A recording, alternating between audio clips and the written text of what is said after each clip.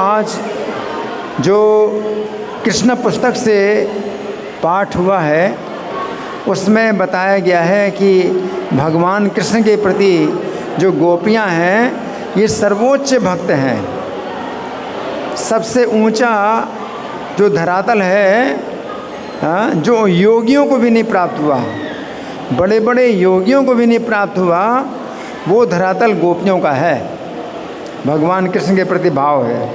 और ये बहुत भाग्यशाली स्त्रियां हैं, बहुत भाग्यशाली स्त्रियां हैं। और भगवान के अलग अलग अवतारों में अलग अलग स्त्रियां जो आकर्षित हुई वे कृष्ण अवतार में वो गोपियां बनी।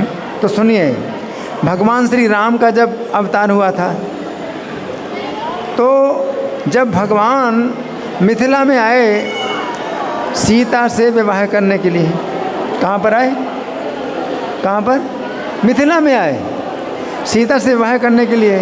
तो मिथिलापुर की जो स्त्रियां थीं वे भगवान से प्रार्थना करती हैं कि मुझे भी सीता, हमें भी सीता के समान आप जो है हमारे पति बनिए। मिथिलापुर की स्त्रियां भगवान राम से कहने लगीं कि हमें भी जो है सीता के समान आप भी हमारे पति बनिए। तो भगवान ने उनको कहा कि आप लोग इस जीवन में पवित्रता के नियमों का पालन करिए और अगले अवतार में जब मैं श्री कृष्ण के रूप में आऊँगा तो आप लोग गोपियाँ बनोगी। तो वो मिथिलापुर की जो स्त्रियाँ थीं उनका एक अलग यूथ है वो गोपियों का, तो वो कहलाती हैं मिथिलापुर वासिनी गोपियाँ। इसके बाद फिर भगवान सीता के साथ विवाह करके अयोध्या आ रहे थे। तो अयोध्या के रास्ते में कौशलपुर पड़ा। कौन सा स्थान? कौशलपुर। तो कौशलपुर की स्त्रियां जब श्री राम को देखती हैं दूल्हा के वेश में तो उनका भी जो है मन हरण हो गया और वो प्रार्थना करने लगी कि श्री राम जो है हमारे पति बने। तो भगवान श्री राम के पास उस समय अवसर नहीं था कि वो प्रत्यक्ष बात करें। इशारे से भगवान श्री राम ने उनको जो है संदेशा दे दिया कि अगले जन्म में तुम लोग गोपियाँ बनोगी जब मैं श्री कृष्ण के रूप में आऊँगा। अच्छा, इसके बाद फिर भगवान राम सीता के साथ विवाह करके अयोध्या में आए। कहाँ पर आए? अयोध्या में आए। तो अयोध्या में जब अयोध्या की स्त्रियों ने देखा श्री राम को तो वे भी मोहित हो गए और वो भी चाहती हैं कि श्री राम जो है हमारे पति बने। उस समय आकाशवाणी हुई। क्या हुई? आकाशवाणी हुई कि तुम लोग यहाँ सरयू के किनारे तपस्या करो और अगले जन्म में जब श्री राम कृष्ण के रूप में अवतार लेंगे तब तुम लोग गोपियाँ बनोगी। तो अयोध्या की स्त्रियों ने सरयू नदी के तट पर तपस्या की और वो गोपियाँ बनी। तो वो गोपियाँ अलग उनका यूथ है जिसे कहते हैं अयोध्या वासिनी गोपियाँ। इसके बाद फिर जब श्री राम का वनवास हुआ, क्या हुआ? श्री राम का वनवास हुआ। तो वनवास के समय जो पुलिंद कन्याएं थीं, पुलिंद कन्याएं यानी कोल भील होते हैं ना वनवासी, उनकी कन्याएं थीं। तो श्री राम का दर्शन करके मोहित हो गई और सोचने लगी कि हमारा जीवन तो बेकार है, हम तो बड़ी अशुद्ध स्त्रियां हैं और कहाँ श्री राम इतने पवित्र हैं, तो हमारा जो है ये सोचना जो है बहुत अपराध हो गया।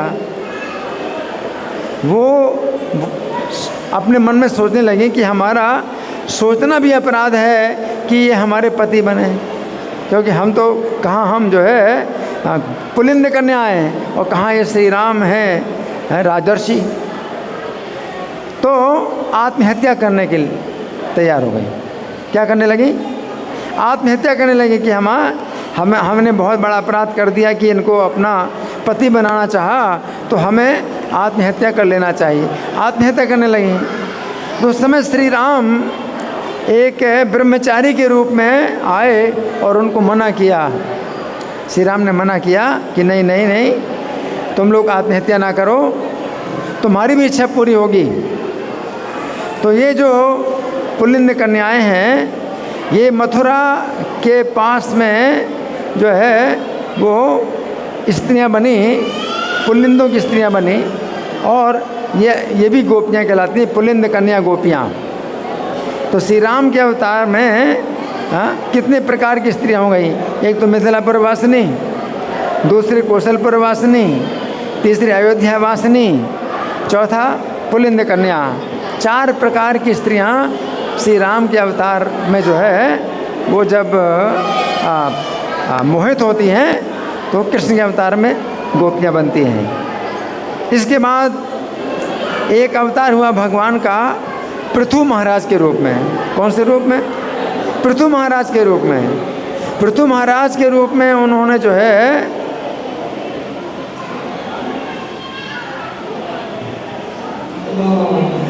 पृथु महाराज के रूप में उन्होंने असीमित पराक्रम दिखलाया। पृथु महाराज जो है भगवान के ऐसे अवतार थे जिन्होंने पृथ्वी को समतल कर दिया। पृथ्वी जो है ऊंची नीची थी, हैं, तो जो है नगर और गांव बसे ही नहीं। नगर गांव बस नहीं सकते क्योंकि पृथ्वी ऊंची नीची थी। तो पृथु महाराज ने अपने धनुष की नोक से ऐसे ठक ठक करके पृथ्वी को समतल कर दिया। पृथु महाराज के कारण ही इस समय शहर और गांव बसे हुए हैं, नहीं तो शहर गांव बस नहीं सकते हैं। ऊंची नीची और पहाड़ और जो है जंगल और घाटियाँ। तो पृथु महाराज ने बड़ा पराक्रम दिखलाया। तो बरहिस्मतीपुरी उनकी राजधानी थी। राजधानी क्या थी? बरहिस्मतीपुरी। तो वहाँ पर जो स्त्रियाँ रहती थीं, जब पृथु महाराज का दर्शन करती थीं तो वो भी जो है मोहित हो गई। तो पृथु महाराज को अपना पति बनाना चाहती हैं। तो उनकी भी इच्छा पूरी हुई, वो भी कृष्ण अवतार में गोपियाँ बनी। और इन गोपियों का अलग यूथ था, बरहिस्मतीपुरी वासिनी गोपियाँ। फिर भगवान का अवतार वामन रूप में हुआ। कौन सा रूप? वामन रूप में हुआ। तो वामन रूप में भगवान जो है महाराज बलि के द्वारपाल बन गए। अब भगवान द्वारपाल बने तो भी उनकी शोभा अलग ही होती है।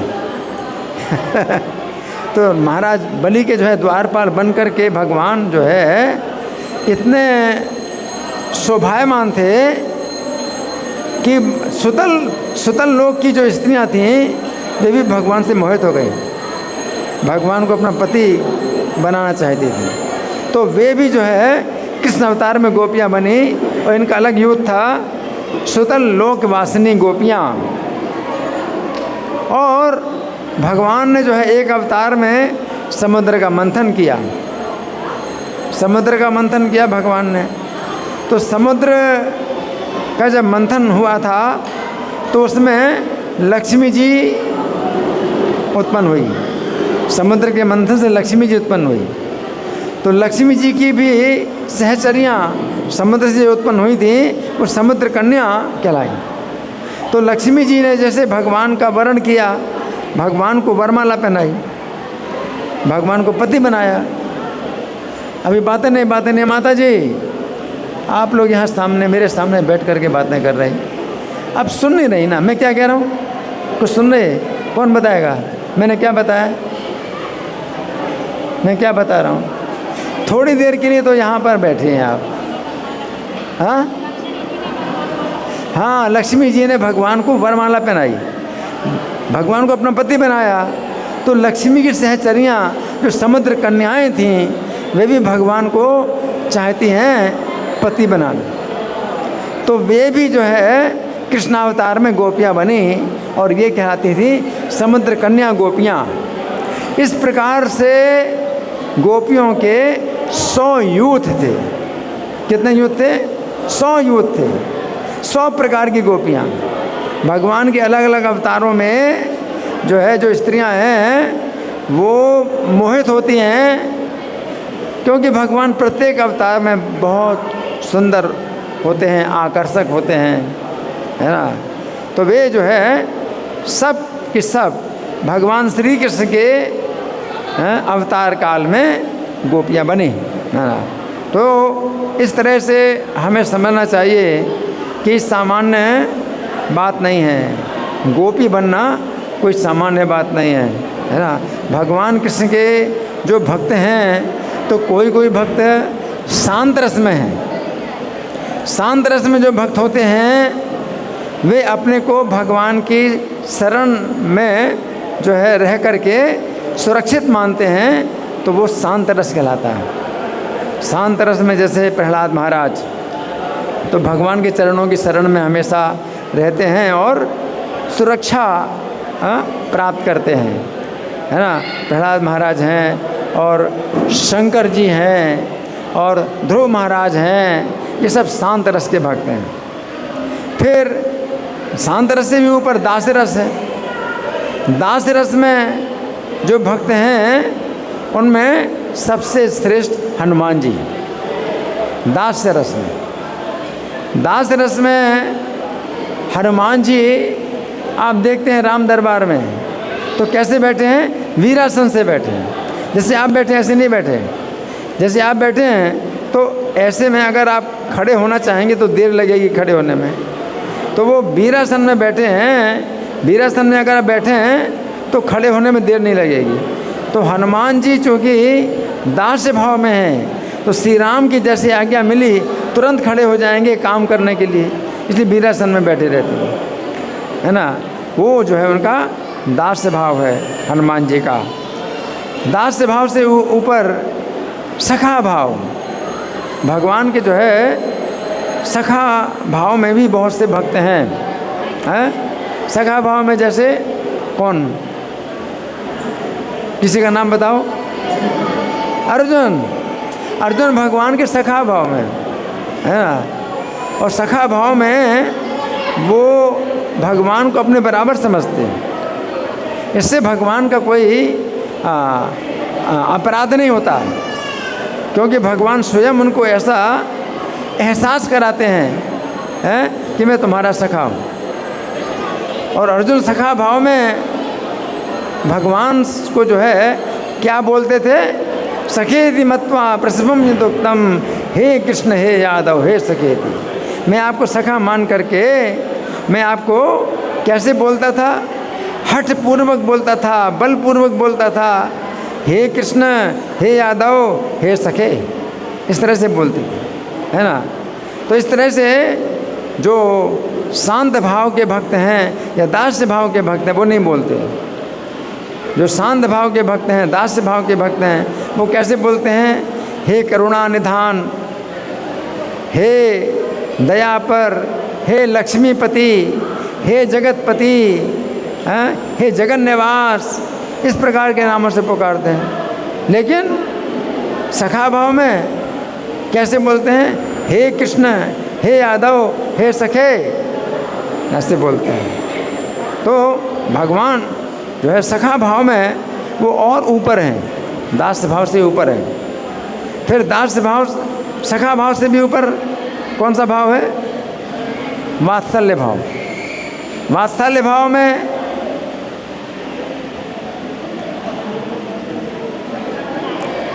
वात्सल्य भाव में जो भक्त होते हैं वे भगवान के और निकट होते हैं। वात्सल्य भाव के भक्त का कोई उदाहरण कौन है, कौन बताएगा? यशोदा जी, माता यशोदा। वात्सल्य भाव में माता यशोदा है और नंद महाराज हैं और देवकी वसुदेव वात्सल्य भाव में। लेकिन देवकी और वसुदेव में जो वात्सल्य भाव है वो मिश्रित है, ऐश्वर्य भाव से मिश्रित है। देवकी वसुदेव जो है भगवान को अपना पुत्र भी मानती हैं और साथ साथ उनको परमेश्वर भी मानती है, तो ऐश्वर्य भाव मिश्रित है। जब भगवान ने जन्म लिया कारागार में आधी रात में, तो देवकी ने वसुदेव ने क्या किया, स्तुति की। भगवान जन्मे, स्तुति की भगवान की, हैं। लेकिन साथ साथ उन्होंने ये भी कहा कि हमें बड़ी चिंता हो रही है, हमें बड़ी चिंता हो रही, कंस ना आ जाए, तो कंस आएगा तो आपका अनिष्ट करेगा, हमें बहुत चिंता हो रही। तो उसमें क्या है, वात्सल्य भाव भी, तो उसमें क्या है, ईश्वर भाव भी है और वात्सल्य भाव भी है देव की वसुदेव में। लेकिन यशोदा और नंद का जो भाव है वो शुद्ध वात्सल्य है। शुद्ध वात्सल्य का मतलब है उनके अंदर ईश्वर भाव का मतलब जरा भी मतलब आता ही नहीं गए। कृष्ण ईश्वर हैं, परमेश्वर हैं, ये भाव नहीं आता, शुद्ध है वात्सल्य भाव।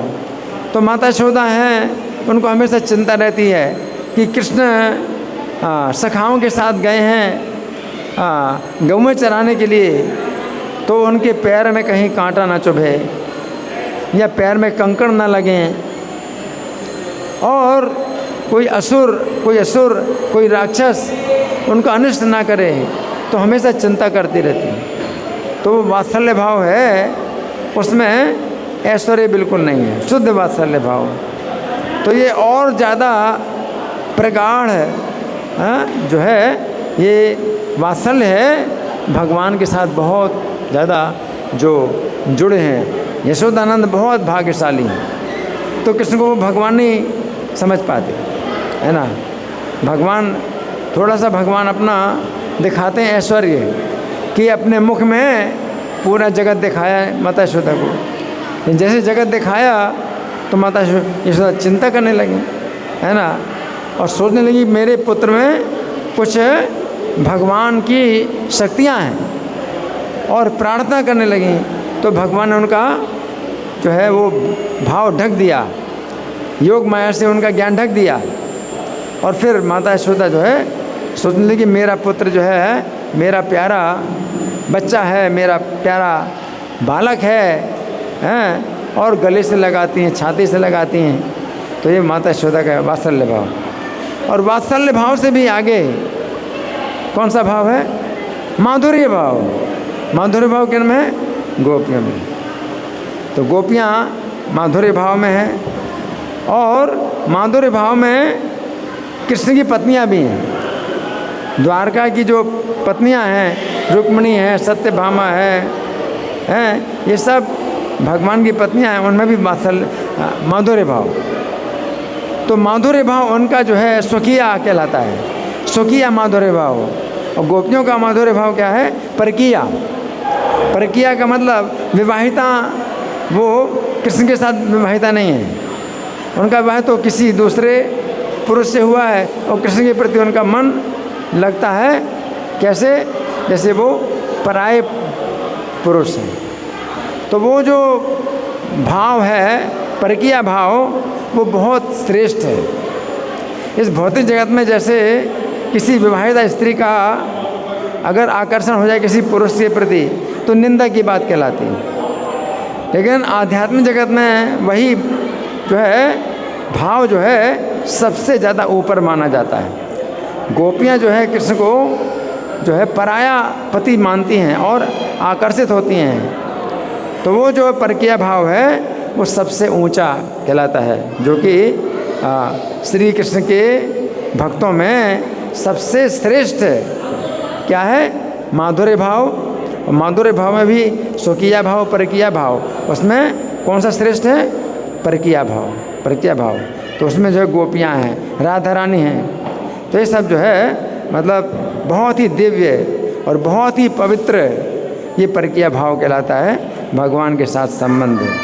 और जो ऊपर के रस हैं उनमें नीचे के रस सब मिलते हैं। जैसे शांत भाव, तो शांत भाव जो उसके आगे दास्य भाव, दास्य भाव में शांत भाव भी है और दास्य भाव की विशेषता। फिर सख्य भाव, तो सखा भाव में शांत भाव भी है, दास्य भाव भी है और सखा भाव की विशेषता। फिर वात्सल्य भाव, तो वात्सल्य भाव में शांत भाव भी है, दास्य भाव भी है, सखा भाव भी है और वात्सल्य भाव की विशेषता है। फिर माधुर्य भाव, तो माधुर्य भाव में शांत भाव भी है, और दास्य भाव भी है, सख्य भाव भी है और वात्सल्य भाव भी है और विशेषता है माधुर्य भाव की। तो इस तरह से जो है भगवान के साथ 5 प्रकार के रसों में से किसी न किसी एक रस में हमारा भी संबंध है।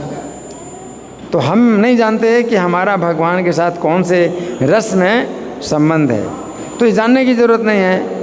आप श्रवण कीर्तन करते हैं, जितना अधिक नाम का जप करते हैं और शुद्धिकरण होता है, और जब चित्त शुद्ध होता है तो फिर वो जो अपना स्वरूप है वो अपने आप प्रकट होगा कि भाई हमारा भगवान के साथ कौन सा संबंध है। जब तक हमारा वो स्वरूप प्रकट ना हो तब तक हमें दास्य भाव में रहना चाहिए।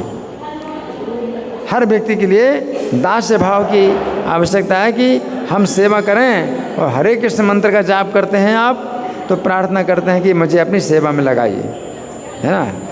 तो आपका स्वरूप पता नहीं है, तो स्वरूप को जो है आप अपने ऊपर ऐसे मत सोचिए कि मैं ऐसा चाहता हूँ कि मुझे गोपी बनना है। नहीं, ऐसा नहीं है। अगर आपका स्वरूप है जिसमें, तो आपको अपने आप वो प्रकट होगा। इसमें अपना कोई आग्रह नहीं करना चाहिए कि भाई हमें तो माधुर्य भाव चाहिए, ऐसा आग्रह नहीं करना चाहिए। हमें यही चाहिए कि हम जिस भी हमारा स्वरूप है वो हमें प्राप्त हो जाए और हम उसी प्रकार की सेवा में लग जाएं। तो हमारी यही प्रार्थना होती है भगवान से कि मुझे माया की सेवा से निकाल के अपनी सेवा में लगाओ। अब मेरा स्वरूप जो भी हो उसी स्वरूप में मुझे अपनी सेवा में लगा लो, चाहे शांत भाव में लगा लो, चाहे दास्य भाव में, चाहे सखा भाव में, चाहे वात्सल्य भाव में, चाहे माधुर्य भाव में।